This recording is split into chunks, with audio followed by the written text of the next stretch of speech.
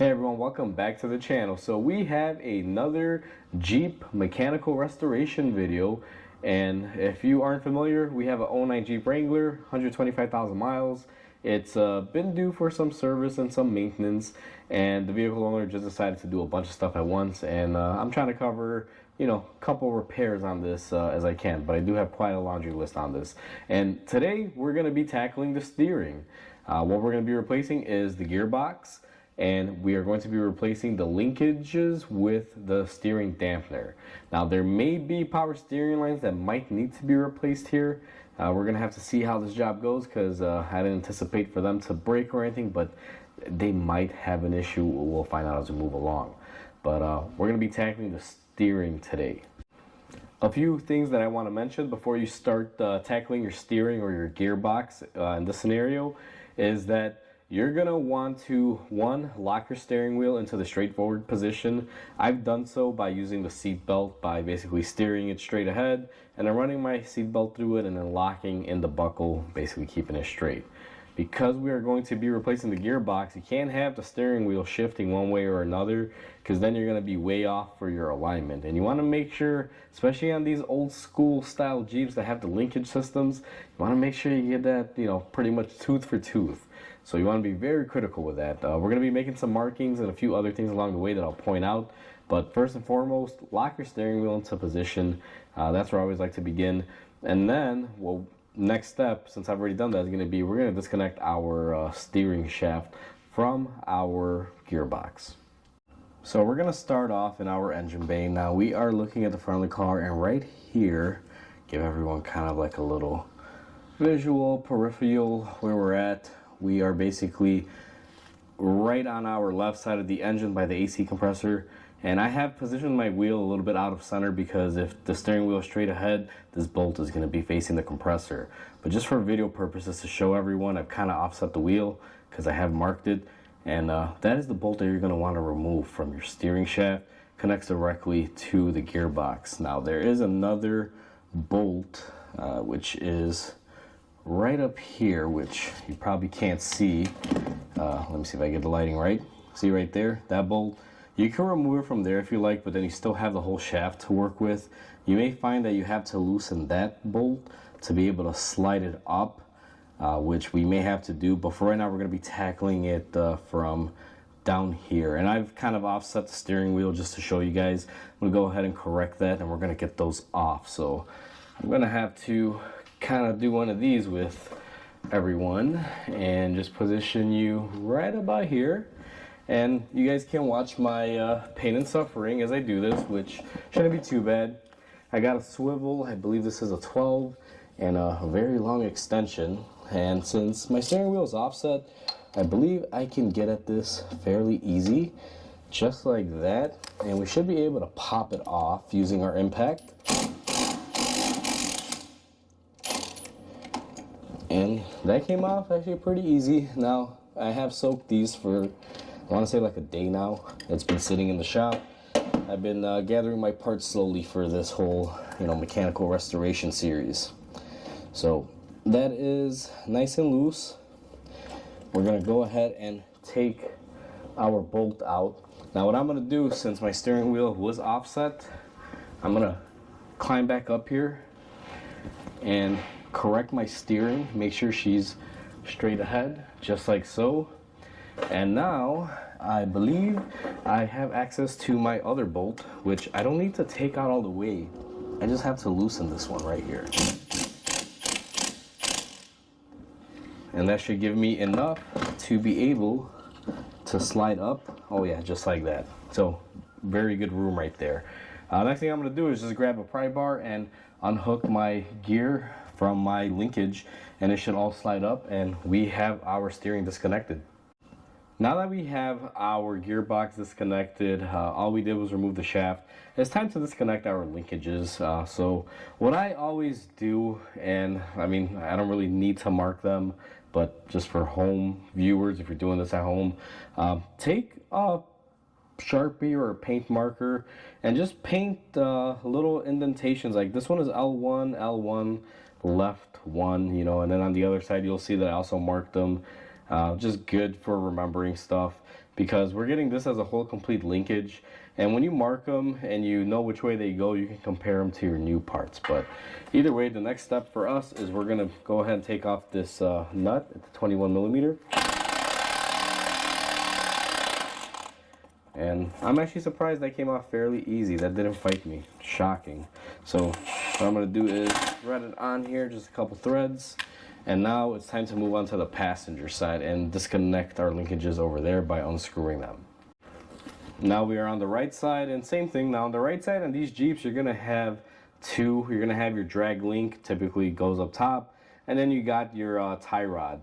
So I marked them both again with the green paint just to give you guys a visual reference. And sometimes I mark them, sometimes I don't. It varies, it just depends. But I don't do quite a lot of Jeeps, so I figured let me just mark it for me and for you guys. So I'm gonna go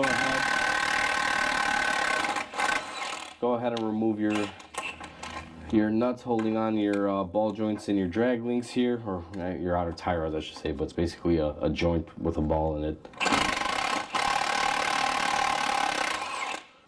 Alrighty, so we're gonna do the same thing here, just try to put that screw on if I can. I wonder what happened here. Let me see, clean off this little debris field. Huh, alrighty.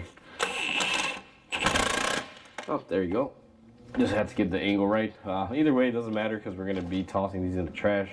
The setup that we have, and I'll show you in the next clip when I raise the Jeep up a little bit, will kind of give you an idea of why we're just removing it all as a whole. So the reason why we're going to remove everything here is mainly for the fact that we're getting all of this brand new. We're going to be getting our drag link with our sleeve and pitman arm, with our inner outer tie rods and our bar, our steering dampener. We're doing a complete refresh, so all of this stuff has to come out regardless. That's the main reason why I don't really care if I screw these up, because we bought a Moog replacement. There's a nice aftermarket replacement for this, and that's what we're going to be using. But I still want to keep these parts intact, mainly for the reason being that you want to compare your parts and make sure they're accurate. If that makes sense. You don't want to just destroy them and discard them and not have your original ones, because when I do these, I try to get these alignment figures as close as I can to the ones that I'm taking off. Even though I'm getting complete assemblies, they may not be screwed in all the way like this has them, because I want to try to get my alignment right. When it comes to these linkages and these linkage setups, you gotta get this correct as much as you can while you're installing your new parts, because if you gotta do it while it's on an alignment rack, sometimes it's not that easy, and you'll wind up taking off your linkages and spinning them by hand and having to redo it again. So I like to keep my old parts as a reference, so that way I can basically make them the same length effectively in both ends and get them as close as I can, and then the alignment shop will just have to make my new quick little adjustments hopefully, and not have it drag out. So that's why I'm doing it the way I'm doing it. I'm not going to be touching my joints here or anything. So now that we got these disconnected, we got to get our joints off of our knuckle assembly. So that's going to require a hammer. I'm not going to get too in depth with this, but basically you have your hammer, you have your joint. All you want to do is give it a couple hits, and wham, they come off. Now in the comment section, people are going to say, that's the wrong way, you're damaging it, this and that. Not really. They do make tools that get these off, but I rather strike it than try to pressurize a tool on here that could explode. Trust me, I know from experience, I've had those things explode on me. So I'm old school, I like the hammer. And obviously this is steel, it's not aluminum, so it can take the brunt force, I guess you can call it. But 3 hits, pretty mild, nothing real big to worry about. So I've gone ahead and I just did this one. We already did the right side one right here. And let me see if I can get everyone in somewhat of a good frame here. And the reason why I left my nuts on here, for those of you astute viewers, was so this doesn't drop and hit me or swing at me. Now that we have our joints loose, we got to remove the nut that we put on there. And if you guys recall from the last clip, this was a little bit of a difficult one. So I'm not anticipating for it to spin off, because the whole shank is going to spin with it. So usually you got to hold these, and what I will do is just come in here with some pliers or channel locks and do one of those. And we still have our other side connected here as well. Let me get everyone zoomed in on that one as well. And you know, you're just gonna kind of see what could happen if you don't play it safe and you just let your linkages drop. Now I'm hoping this thing won't fall. You gotta hold it, and I know it's gonna be a little bit of a pain as well. So we gotta grab this joint, and I'm gonna use my arm and shoulder here to hold it up. And luckily that one didn't fall out because there's a little friction holding it in there. But let's just say we didn't have our nuts on there, the other side is loose, and we disconnected this.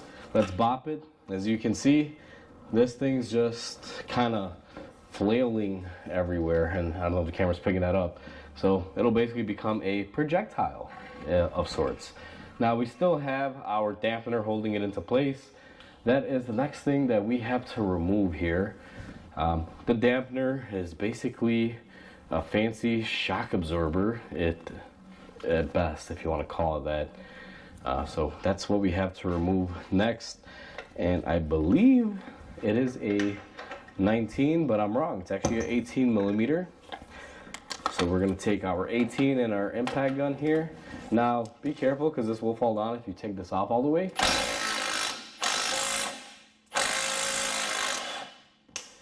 Luckily, it's what I like to call a captive nut design, if that is the name for this. So this is on the back end of it that holds it in there, and basically it'll lock on the frame, allowing you to release it. And what we're gonna do now is just take some weight off of this and go ahead and take off our whole assembly. And I'm going to just put my bolt back where it came out of, just so we could have it where it should be. And just give everyone a visual reference, I mean, that's kind of where we're looking at it. I basically placed it exactly in the same orientation it came off. Here is my dampener, my bolts in there. We could probably push that in there, and we know that we got that part off. Now the next thing that we have to do is go ahead and take off our drag link. And that first shot was horrible. I can't believe the camera caught that, where I just kind of went sideways. But either way, now that's nice and loose. And our drag link is safe. It's just gonna kind of flop down if we remove our little nut that we have holding it on there. Now here's the thing. I did not remove the holding nut on the other side that holds it to the pitman arm, because there's no real good way to get in there. So I'm hoping that this will give me a little bit of room and I can just kind of grab it from there. So let's go ahead and remove our nut. And I'm working above my head here, which sucks. I'm trying to give you guys the best camera viewing angles possible, so it's not as easy. So if you see me struggling where my gun gets jammed up and stuff, you know why. I'm doing it for you guys. So right now, all we have left is right up here. See that 21 millimeter holding onto our pitman arm. Now that we got our drag link off on one side, it's still connected to our pitman arm right here. There is another nut right up there, actually. Let me point it out right here. And typically there's no room to get these from above. They expect you to get in there with a wrench. Now I'm disassembling this. I don't really care for it when I'm disassembling it. When it comes time to install it, that's when you gotta be more critical. So what I tend to do is I'll just push on this pitman arm here. And I don't know if everyone saw, but we pushed our gearbox out. Now I'm hoping that gives me enough clearance here. Yep, it does, to be able to get my wrench in there and just break it free and work it out of there. So as you can see, we pushed our pitman arm out and just made it past the frame, which is gonna be nice because now it's locked in and usually you can get in here and get it out. Now whoever installed this previously did it right, because this should not be super tight on there, and it was not, so we're able to run it off. Now even though I'm choosing to do it this way, I'm just gonna do a disclaimer here. I'm doing it like a buffoon, because technically you're supposed to disconnect this before the other linkages, and keep the old gearbox in line so you know where your pitman arm lies and everything. But I kind of already know where all that stuff goes. I've done a few of these. Plus, I don't care if this gets out of alignment, the old gearboxes. Our new gearbox should come from the factory with all the markings and everything pre-done on it, meaning lined up and centered. It'll have a mark on the body and the shaft on where the center line is. And these pitman arms normally only go on one way, so we will have a good way to reinstall it without having too much issue. So I'm gonna work this all the way off and come back with you guys. All right, so we have our nut off of our pitman arm. Now what I'm gonna do is I'm gonna come here to the opposite side because we will have to loosen this. I'm gonna put our joint that we already loosened and hold it on with a nut, just because we're gonna have to hit that off. And last thing I want to do is this to drop and just smack the floor. So same as before, we're gonna give it a couple whacks. Now we have a Jeep that basically has no steering. I mean, our knuckles can just do what they want. They'll just kind of unravel as they please. Our linkages are totally out of the mix. All that we have left here is our gearbox that is up top. And what we're gonna do is basically start working on top of the gearbox now. We're gonna be removing those power steering lines and just getting a few things ready. So now we are up top, and I'm just kind of assessing what we have to do here as far as removal. It looks like my coolant tank has to come off, which oddly enough just comes off fairly easy. Just lift up on it. It's pretty loose in here. And then that'll give us a little bit more room to work with. Now our power steering lines are kind of in a really tight space. I can't really get a socket on there. I do have sockets that can get in there. But we'll probably have to wind up using like a wrench or crow's foot line type of socket.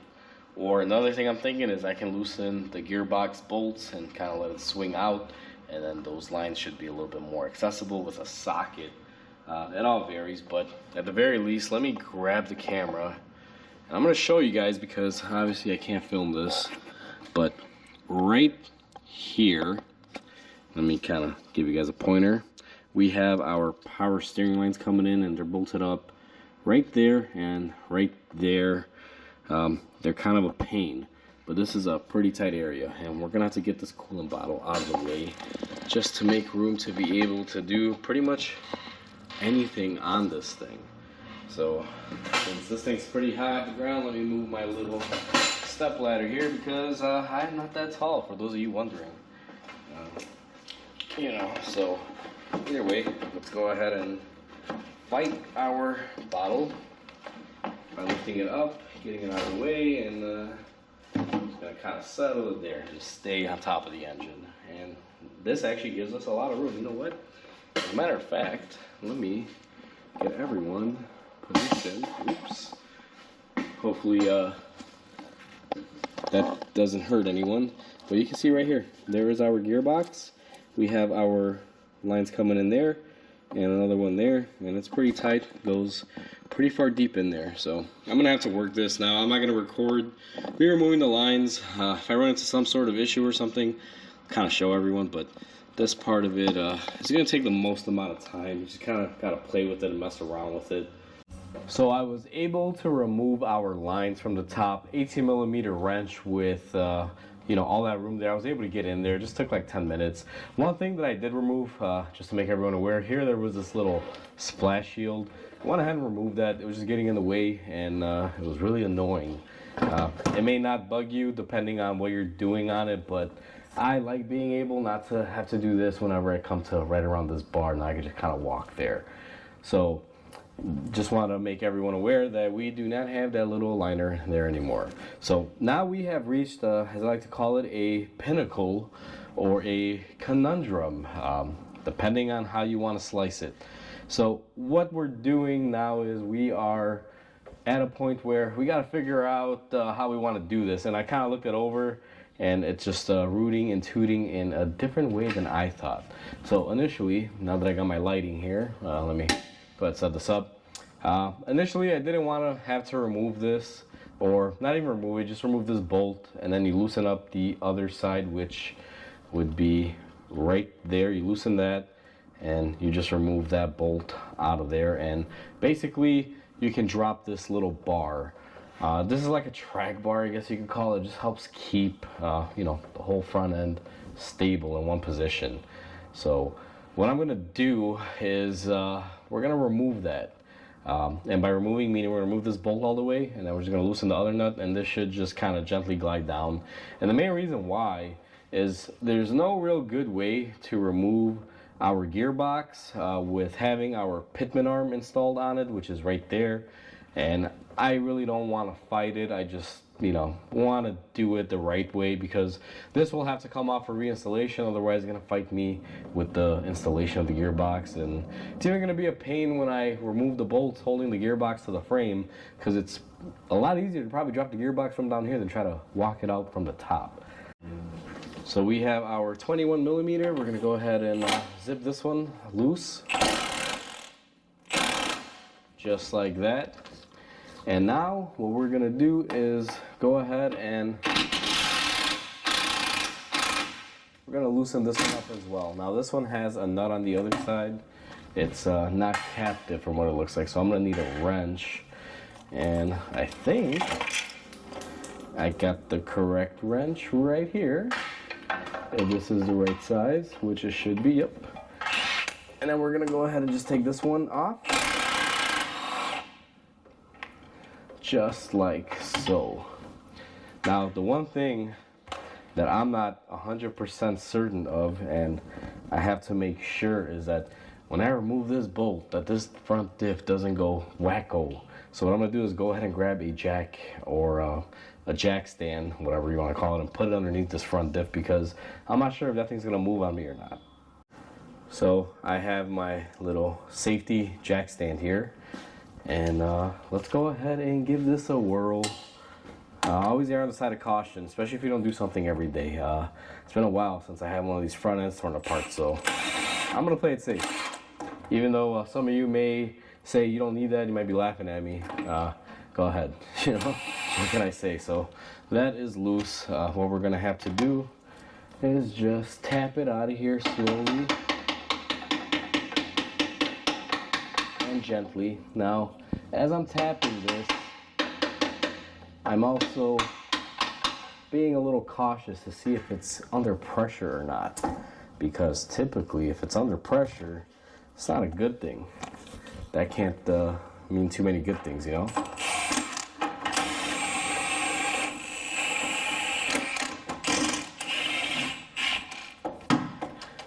Alright, so let's just see what happens. And this has quite a bit of pressure on it. I wonder if this is gonna do anything. It shouldn't. I really think it's not going to, but you never know.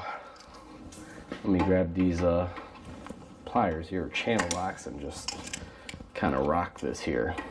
Let's find out if my face is gonna blow up or not. And this thing is just fighting me. Huh. Let me see if I can. That was dramatic. So what we have to do now, and this may not even make a difference, but go ahead and spray your pitman arm locking nut down. And the socket that we're using is a Impact 33 millimeter.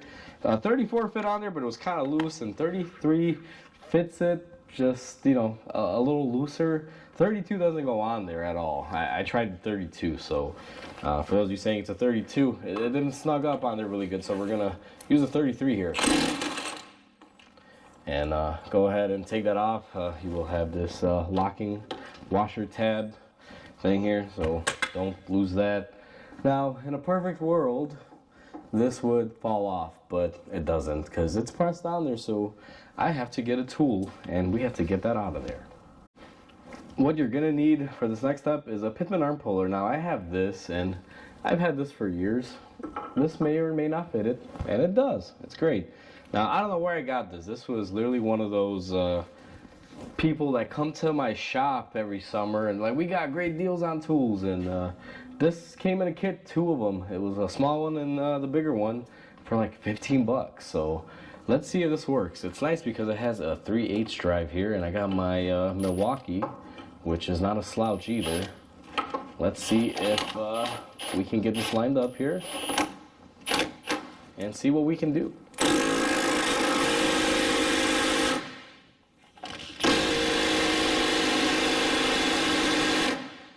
It's pretty much immediately clear that me using the 3/8 drive on there is not going to work too well, which again, not really surprised. So I forget what this shank end is on it. I believe it's a 19. Yep, 19. So even though I shouldn't use this one, I should go grab a regular 19. Let's just use this one, see if we can get anywhere with it.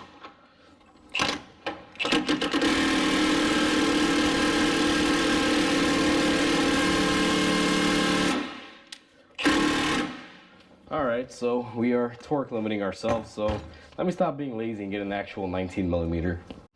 Alright, take two. Let's try this with a non-extension one.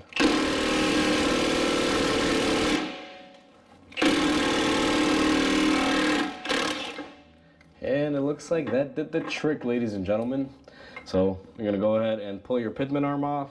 Try to keep it in the orientation that you took it off, as far as like upside down and vice versa.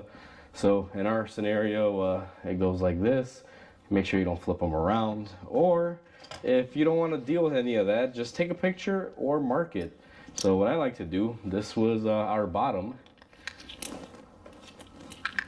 put a nice mark on there so you know it's facing down, and you are golden. So with that all done, now we have all the room we want on our gearbox, and we do have to worry about this one wire that we have here.